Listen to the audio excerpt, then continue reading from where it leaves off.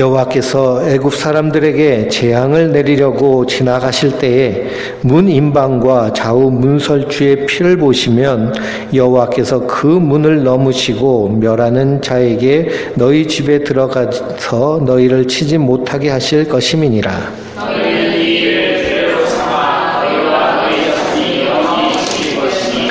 너희는 여호와께서 허락하신 대로 너희에게 주시는 땅에 이를 때에 이 예식을 지킬 것이라.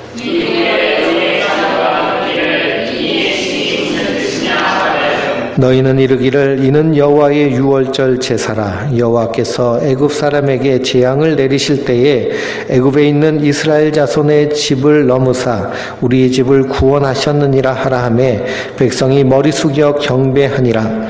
이스라엘 자손이 물러가서 그대로 행하되 여호와께서 모세와 아론에게 명령하신 대로 행하니라. 아멘. 할렐루야. 우리가 출애굽기를 함께 읽고 있습니다. 출애굽기는 하나님의 권능을 우리에게 역사적으로 보여주시는 사건인데요. 이스라엘 백성들이 애굽의 종 되었을 때 하나님이 하나님의 권능으로 그들을 끄집어내서 하나님의 약속의 땅으로 이루시는 그런 구원의 여정을 역사를 통하여서 보여주시는 말씀이 출애굽기의 말씀입니다. 그래서 이스라엘 백성들이 애굽의 종 되었듯이 우리 인생들은 사망의 종이 되어서 죄의 종이 되어서 죽을 것이 두려워하여서 이 땅에서 종노릇하며 사는 인생인데요.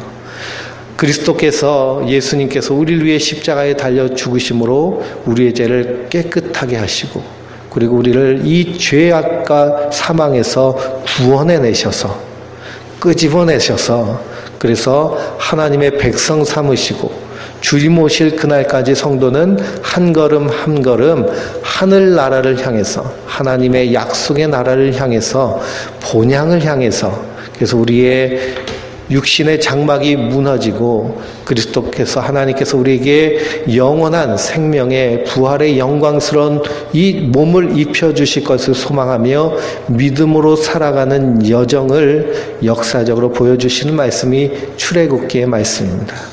그래서 이 출애굽기에서 하나님께서 이스라엘을 어떻게 구원하셨느냐, 이스라엘이 독립운동에서 애굽에 430년 동안 종살이하던 것에서 해방된 것이 아니라 하나님의 권능의 손으로 능하신 편팔로 그들을 건져내신 줄 믿습니다. 마찬가지로 우리도 구원받은 것, 하나님의 자녀된 것, 죄의 사함을 받은 것은 내가 믿기로 작성하여서 믿은 것이 아니고요. 하나님의 은혜로 우리에게 주어진 것입니다. 그래서 믿음은 선물입니다. 우리는 그 구원의 선물을 받은 자들입니다. 그래서 우리가 신앙생활을 한다라는 것은 예수님이 우리에게 주신 선물이 무엇인가를 알아가는 거예요. 우리에게 구원을 선물로 주셨는데 생명을 선물로 주셨는데 그 구원과 생명이 무엇인지를 알아가는 것이 신앙생활입니다. 그래서 성경을 묵상하고 함께 공부하고 연구하면서 그 하나님의 주신 선물 안에서 발견해야 될 것이 무엇이냐? 하나님의 사랑이에요. 아, 하나님 나를 이렇게 사랑하셨구나. 그래서 그 사랑의 길이와 깊이와 높이와 너비가 어떠함을 깨달아 알아서 그리스도의 장성한 분량에 이르는 것이 신앙생활입니다. 그래서 우리가 교회에 나와서 우리가 말씀을 듣고 예배 드리는 것은 그 하나님의 사랑의 안에서 풍성하게 그 사랑이 풍성하여지도록. 그래서 효자는 어떤 사람이 효자냐? 바로 부모의 마음을 잘 아는 사람이 효자죠. 그래서 이것을 공감 능력이라고 합니다. 마음을 잘 알면, 그래서 상대방의 마음을 잘 알면 서로가 공감이 일어나고 그 안에서 이해가 일어나고 그 안에서 하나가 되는 모습들이 있죠.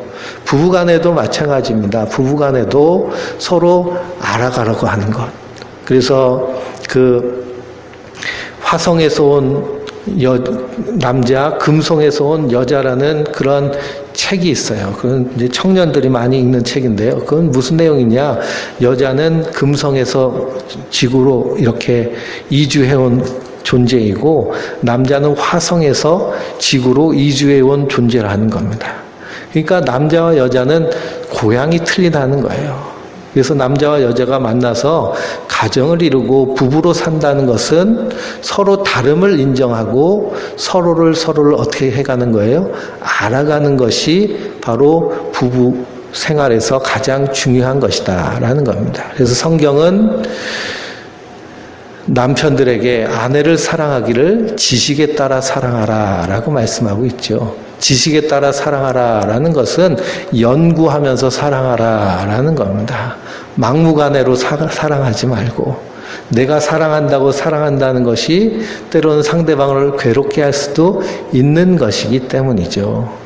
그래서 강아지를 키울 때도요, 강아지 입장에서 강아지를 사랑해야 되는데 내가 막 이쁘다고 막 끌어당기고 막 이렇게 하다 보면 부러지기도 하고 다치기도 하고 하는 것처럼, 그래서 지식을 가지고, 그래서 우리도 하나님을 아는 지혜가 커지면 커질수록 그 안에서 우리 안에 하나님의 사랑이 풍성하여지는 줄 믿습니다. 그래서 찬송가 중에요, 하늘을 두루마리 삼고 바다를 먹물 삼아도 그 크신 하나님의 사랑 다 기록할 수 없겠네 라는 찬양이 있습니다. 그건 뭐냐, 하나님의 사랑을 성경을 통해서 깨닫고 삶을 통해서 경험해 나가면서 야, 하나님의 사랑이 이렇게 놀랍구나라는 것을 경험하는 것이죠. 그래서 그렇게 하나님의 사랑을 알기 위해서는 우리의 실력으로는 불가능하고요, 하나님의 영인 성령께서 우리 안에서 깨닫게 하여 주셔야 되는 줄 믿습니다. 그래서 우리가 말씀을 읽기 전에 반드시 기도해야 될 것은, 하나님, 이 말씀을 읽을 때 하나님의 말씀이 깨달아지게 성령께서 인도하여 주시옵소서 하고 이렇게 기도하고 말씀을 읽으시기 바랍니다. 왜냐하면 성경은요, 이게 어려운 말이기도 하고 또 우리가 읽는 성경은 또 번역이 참 어렵게 되어 있습니다. 옛날 말이기도 하고요. 그래서 이 성경을 제대로 이해하기가 참 힘듭니다. 그렇기 때문에 성령께서 지혜를 주셔야 되고요. 또 쉬운 번역의 성경이 있습니다. 그 성경을 비교하면서 함께 읽으면 훨씬 도움이 됩니다. 그래서 그 안에 있는 하나님의 사랑을 발견해 나가는 거예요. 하나님의 사랑. 아, 하나님이 나를 이렇게 사랑하셨구나. 성경을 보면 하나님이 태초에 우리를 예정하셨다고 그랬는데, 그 태초에 나를 예정하신 하나님을 우리 인생 가운데 만나가고 찾아가고 발견해 나가는 것, 이것이 신앙생활입니다. 그렇게 가다 보면 어디까지 이르나요? 하나님 나라에까지 넉넉하게 들어가게 되는 줄 믿습니다. 근데 자꾸만 뭐 해라 그런 얘기는요, 솔직히 좀 귀담아 들을 필요가 없어요. 우리가 하나님의 사랑 안에 풍성함을 누리면, 그러면 뭐 하라고 하지 않아도요, 내 안에서 나의 전부를 하나님께 드리고 싶은 그런 마음이 생깁니다. 그게 하나님의 사랑이죠. 하나님 우리에게 전부를 주셨듯이. 그러므로 우리 안에 드림이 기쁨이 되고 감사가 되는 것이고, 예배 드리는 것도 기쁨과 감사가 되는 것이죠. 의무감과 억지로 하면, 그러면 오히려 하나님의 사랑에서 멀어지게 되는 율법적인 신앙생활이 되어버리는 겁니다. 출애굽기 12장은 하나님께서 이스라엘 백성들에게 절기를 지키라 라고 했습니다. 이스라엘의 큰 절기가요, 3가지가 있습니다. 우리나라도요, 명절이 있죠. 그래서 설날이 있고요, 추석이 있습니다. 설날과 추석이 민족의 큰 절기입니다. 그래서 9월 마지막 주가 추석이라, 추석이 되면 이 한과의 풍성한 과일을 놓고 가족끼리 서로 오붓하게 식사를 나누면서 이렇게 정을 나누는 것이 추석인데요. 이렇게 명절이 있듯이 이스라엘에게도 명절을 주셨어요. 3가지 절기를 주셨는데 그 첫째가 유월절입니다. 유월절은 무엇을 의미하느냐? 이제 성경을 읽으면 나오겠는데요. 하나님께서 마지막 이스라엘 백성들에게 자유를 주시려고 마지막 10번째 재앙을 내리시는데, 그것이 장자의 죽음의 재앙입니다.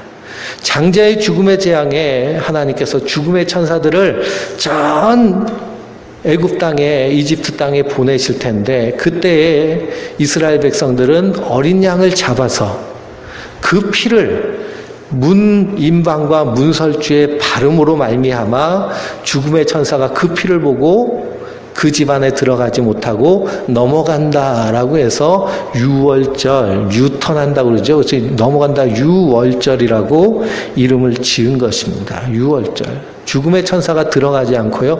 넘어감으로 무엇을 피하게 되나요? 죽음을 피하게 됩니다.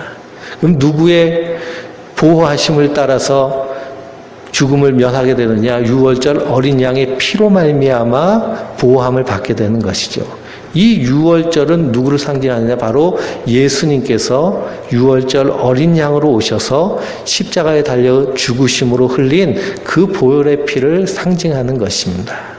그래서 예수를 믿는다라고 할 때 그 믿음 안에서 주님께서 우리의 심령의 문설주에 주님의 보혈의 피를 발라주시는 거예요. 그러므로 죽음이 우리를 감히 우리를 붙잡지 못하고 우리가 생명으로 옮겨진 자들인 것을 예수 그리스도의 피가 증언하고 증거하는 것입니다. 그래서 유월절 어린 양의 피를 통해서 죽음의 천사가 들어가지 않고 넘어감을 받죠. 그 유월절을 지키면서 함께 지키는 절기가 무교절입니다. 무교절. 그래서 우리나라도 대보름이 되면 대보름날 뭘 먹는 거예요? 찰밥을 먹죠. 찰밥 뭐 이런 걸 먹죠. 그런 것처럼 이스라엘 백성들도 유월절을 지키면서 무교절을 함께 지킵니다. 무교절은 무엇이냐? 누룩 없는 빵을 먹는 거예요. 이것은 무엇을 상징하느냐? 우리가 어린 양의 피로 구원을 받았으면 이제는 누룩을 다 내다 버리는 것입니다. 이 누룩은 무엇을 상징하느냐? 애굽의 사상, 이 애굽의 세계관, 애굽의 가치관. 그러므로 우리가 예수 믿고 거듭났다라고 한다면 이제는 예전에 세상이 말하는 가치관, 세상이 말하는 사고방식을 가지고 사는 것이 아니죠. 세상이 말하는 사고관, 세상이 말하는 가치관은 이 땅에서 밟고 딛고 일어서라는 겁니다. 경쟁에서 싸워서 이기라는 것이죠. 그리고 거기서 최고가 되라는 것입니다. 그래서 이 세상을 레드오션, 피바다라고 그러잖아요. 경쟁이 얼마나 심한지요. 그래서 대한민국에 창업을 하는데 가게가 참 많죠. 10집이 가게를 열면 9집이 닫을 정도로 그렇게 경쟁이 심합니다. 골목마다 편의점이 있어서요. 서로 경쟁을 하느라고 피 흘리는 것이 이 땅의 모습이죠. 그런데 이 무교절을 지킨다라는 것은 이 세상의 가르침, 세상의 사고방식을 다 버리는 겁니다. 그리고 순전한 누룩 대신 예수 그리스도께서 걸어가신 그 삶을 사는 거예요. 그 삶이 어떤 삶이냐? 섬기는 삶이고 사랑하는 삶이고 그 안에서 성령의 열매 맺는 삶입니다. 사랑과 희락과 화평과 충성과 자비와 온유와 인내와 절제와 양선의 열매를 맺는. 그래서 우리가 그리스도 안에서 교회는요, 이 건물이 아니라 우리 성도 한 사람 한 사람이 예수 믿는 자들이 서로 연결되어 있는 것이 교회입니다. 그러니까 우리 성도들 서로 안에서 그리스도 안에 거하고 있다라고 하면 우리 안에서 어떤 일이 일어날까요? 서로 사랑하며, 서로 화평하며, 서로 기뻐하는 그것이 성도가 그리스도 안에서 맺혀지는 성령의 인격적인 열매입니다. 충성과 인내와 자비와 절제와 양선과 온유의 이러한 일들이 우리 안에서 풍성하게 드러나는 것이죠. 그래서 우리의 모임 가운데서 시작되는 것이 무엇이냐? 하나님 나라가 시작되는 것입니다. 근데 교회 안에서요, 시기하고 질투하고 경쟁하고 다투고 속이고 속고 하는 일이 일어난다면 이것은 교회가 아닌 것입니다. 그래서 교회 안에는 이 세상의 누룩들을 다 내버리는 것이죠. 그래서 성경을 쭉 읽어보면 무교병을 절을 지키라 말씀이 13절에 또 나오는데요. 그때 집안에 있는 누룩들을 다 버리는 겁니다. 무교절이 되면요, 집안에 있는 묵은 누룩들을 다 버리는 거예요. 옛사람의 썩어져가는 구습들을 다 내버리는 겁니다. 근데 이것이 참 잘 되나요? 잘 되지 않나요? 잘 잘 되지 않죠. 그래서 사도 바울은 나는 날마다 죽노라 라고 말합니다. 나는 죽고 내 안에서 예수님이 사시는 것. 이것이 신앙생활입니다. 그렇게 할 때 우리 안에서 하나님 나라가 시작되는 그런 사람들이 가는 곳이 하나님 나라죠. 그러니 천국은요, 경쟁하는 것이 있을까요? 없을까요? 없습니다. 높고 낮음이 있을까요? 없을까요? 없습니다. 큰 것을 보며 기뻐하고 작은 것을 또 보며 또한 기뻐하는 것이 하나님 나라입니다. 근데 우리는 뭐에 익숙해져 있어요? 경쟁하는 데 익숙해 있고 다투는 데 익숙해 있습니다. 그러니 교회를 얘기할 때도 너는 어느 교회 다니냐 그러면 어느 교회 다닌다 그러는데 그러면 제일 먼저 물어보는 게 뭘 물어봐요? 몇 명이나 모이냐 그러잖아요. 몇 명이나 모이냐. 많이 모이면 좋은 교회이고 작게 모이면 나쁜 교회일까요? 아니죠. 그런 거랑 상관이 없습니다. 그리스도의 사랑 안에 거하는 것이 가장 중요합니다. 근데 그렇게 사람이 그렇게 물어보면요, 저 사람은 이게 세속화됐구나라고 생각하면 되는 것입니다. 그래서 유월절과 무교절을 지킵니다. 그리고 이제 오순절, 50일이 지난 후에 지키는 절기가 있는데요. 이 절기를 초실절, 오순절, 칠칠절 세 가지 이름인데 한 날입니다. 우리는 맥추감사주일이라고 지키는 주일이 사실은 오순절, 칠칠절, 초실절입니다. 그래서 6월절이 지나고 77이 49죠. 그 다음 날이 50일 돼서 오순절을 지키는데요. 이 오순절 날은 대속죄일로 지냅니다. 그래서 이 오순절을 지킴으로 말미암아 죄가 다 사함을 받는 그런 절기가 바로 이 초실절인데요. 그래서 이 초실절에는 처음 봄에 심은 곡식들을 거두는 절기가 또한 초실절이라 맥추감사주일로 지킵니다.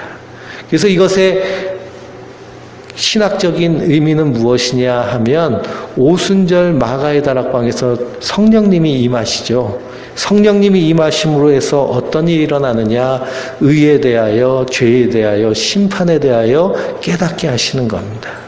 그러므로 우리 안에서 어떤 일이 일어나느냐? 회개함이 일어나죠.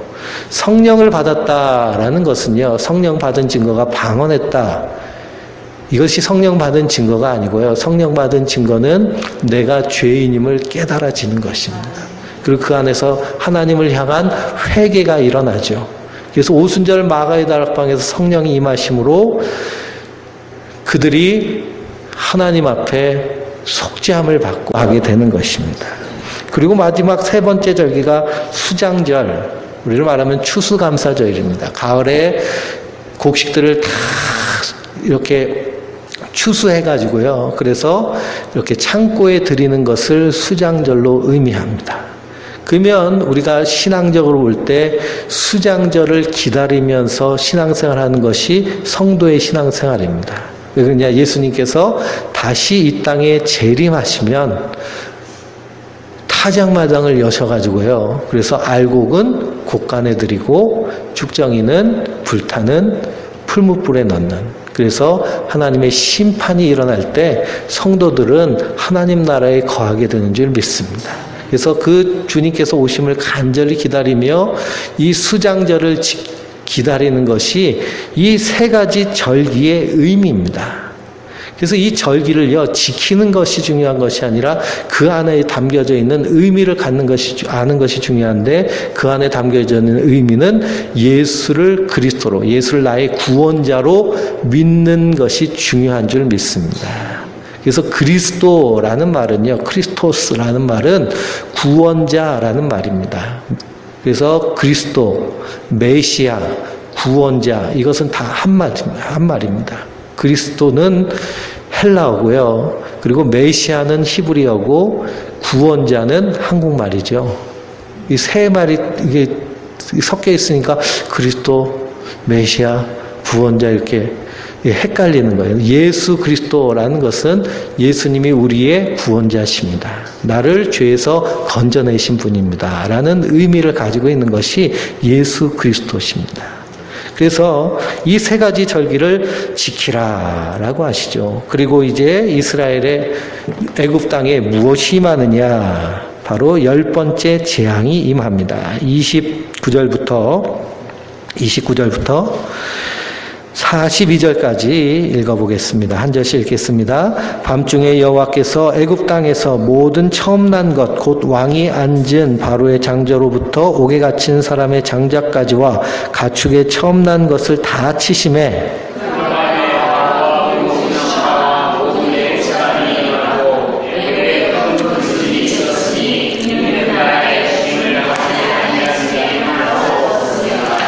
밤에 바로가 모세와 아론을 불러서 이르되 너희와 이스라엘 자손은 일어나 내 백성 가운데서 떠나 너희의 말대로 가서 여호와를 섬기며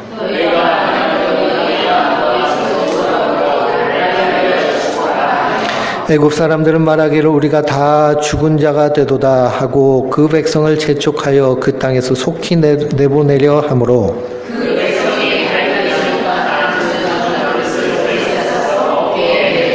이스라엘 자손이 모세의 말대로 하여 애굽 사람에게 은금 패물과 의복을 구하매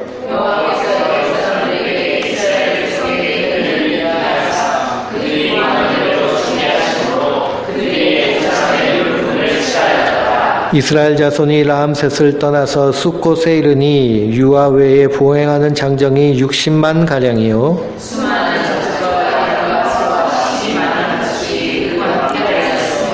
그들이 애굽으로부터 가지고 나온 발교되지 못한 반죽으로 무교병을 구웠으니 이는 그들이 애굽에서 쫓겨남으로 지체할 수 없음이었으며 아무 양식도 준비하지 못하였음이었더라. 430년이 끝나는 그날에 여호와의 군대가 다 애굽 땅에서 나왔은즉 애굽 땅에서 인도하여 내심으로 말미암아 여호와 앞에 지킬 것이니 이는 여호와의 밤이라 이스라엘 자손이 다 대대로 지킬 것이니라. 아멘. 유월절을 지킴에 10번째 재앙이 바로 애굽 온 땅 가운데 임하였습니다. 그래서 왕의 아들부터 감옥에 갇힌 사람의 처음 난 자들까지 그리고 가축의 처음 난 자들까지 다 치죠. 장자를 다 치니 죽임을 당합니다. 그러니 애굽이 초상집이 되고요. 애굽이 두려워 떨며 이 히브리인들을 더 이상 두었다가는 나머지 자식들까지 다 죽게 생긴 것입니다. 그래서 그들을 쫓아내듯이 쫓아냅니다.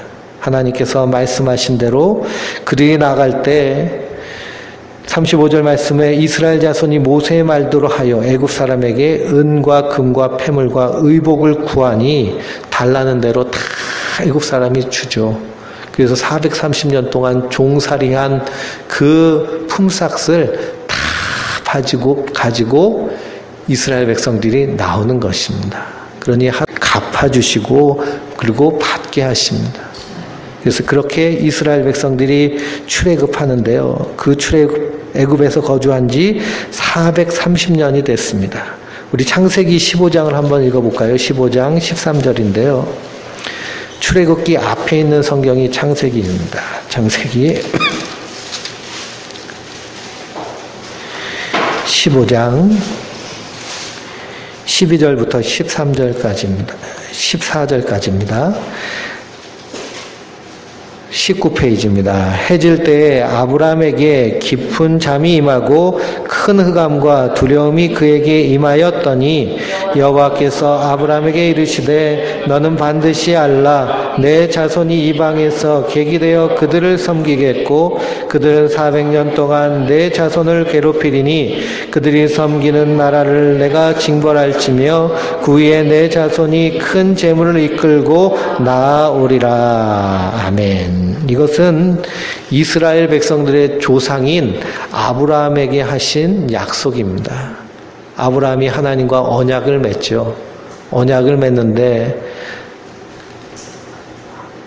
하나님께서 언약을 맺을 때 짐승을 쪼개서 그래서 언약을 맺습니다. 고대 사회에 약속을 하는 것은 어떻게 하느냐?